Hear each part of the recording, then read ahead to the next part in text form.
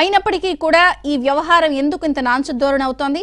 అలాగే గత ప్రభుత్వంలో చాలా అసభ్యకరంగా లేకపోతే నీచాతి నీచంగా ప్రవర్తించిన వాళ్లతో కూడా వేదికలు పంచుకోవడం ఎటువంటి సంకేతాలు ఇస్తోంది అన్నది కూడా అందరూ మాట్లాడుకుంటున్న నేపథ్యంలో చూస్తున్నారా అనేది ఎక్కువ శాతం చర్చ జరుగుతోంది.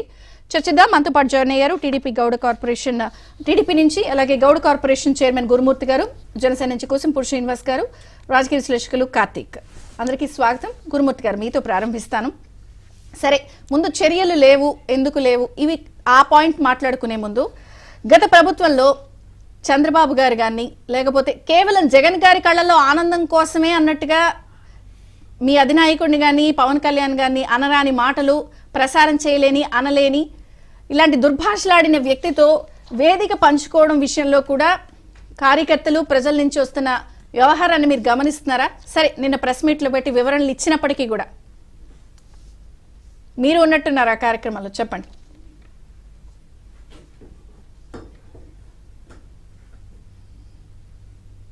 విజయ్ చంద్రిక్ గారు, మీకు ప్యానల్లో ఉన్నటువంటి మిత్రులకు, ఏబిఎన్ వీక్షకులకు హృదయపూర్వక నమస్కారాలు తెలియజేసుకుంటూ,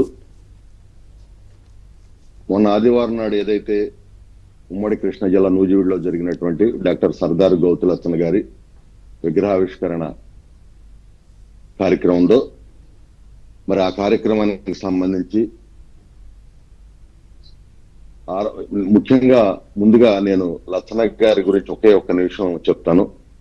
డాక్టర్ సర్దార్ గౌతులచ్చన్న రాజకీయాలకు అతీతంగా, ప్రాంతీయ అతీతంగా, కులమతాలకు అతీతంగా అందరి మనల పొందినటువంటి గొప్ప నాయకుడు డాక్టర్ సర్దార్ గౌతులచ్చన్న గారు.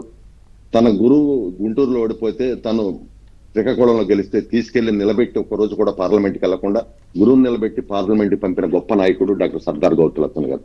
అదేవిధంగా మా కులవృత్తి అయినటువంటి కళ్ళు గీతన ఆనాడు టంగుటూరు ప్రకాశం పంతులు గారు ముఖ్యమంత్రిగా ఉండి గీత వృత్తిని నిషేధిస్తానంటే, లేదు అది నా జాతి మొత్తం బతుకుతున్నారు, పైగా కళ్ళు అనేది అది మత్తుపానీయం కాదు కాబట్టి మీరు నిషేధించొద్దు అన్నప్పుడు టంగుటూరు ప్రకాశం పంతులు గారు కుదరదంటే అవిశ్వాస తీర్మానం పెట్టి ఒక ముఖ్యమంత్రి మీద చరిత్ర డాక్టర్ సర్దార్ గౌతులచ్చన్ గారికి ఉంది. అలాంటి గొప్ప నాయకుడు.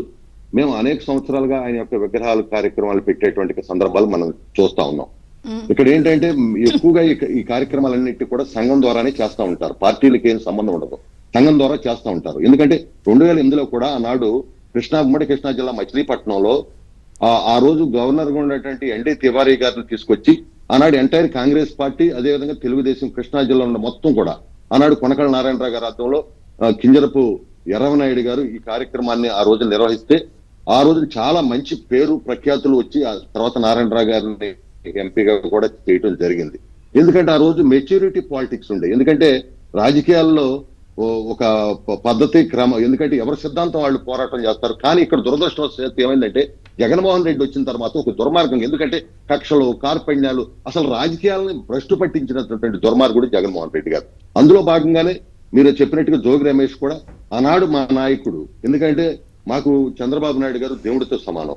ఆయన ఇంటి మీదకి వెళ్ళినటువంటి వ్యక్తిని మేము ఒక గౌడ కులస్తుడు అయినప్పటికీ కూడా ఒక ప్రధాన శత్రువుగా జోగి రమేష్ చూసాం తప్పితే ఏనాడు కూడా, మీకు కూడా తెలుసు, అనేక సందర్భాల్లో ఆయన మీద పోరాటం చేసినటువంటి మాట్లాడినటువంటి సందర్భాలు మీకు వ్యక్తిగతంగా కూడా నా గురించి తెలుసు. మేము ఎప్పుడు కూడా గురుమూర్తి గారు, మేమంతా కూడా ఇలాగే ఉంటాము, మేము ఎవరిని వ్యక్తిగతంగా చూడము అనిపించదు అని అనుకుంటున్నప్పుడు సగటు చూసే ప్రజలకి, కార్యకర్తలకి అసలు మీరు మనుషులుగా కూడా మాట్లాడలేదు, మిమ్మల్ని హీనమైన హేయమైన భాష, నేను అది మాట్లాడడం రిపీట్ చేయలేను, ప్రజలందరికీ అన్నీ తెలుసు, అన్నీ గుర్తున్నాయి.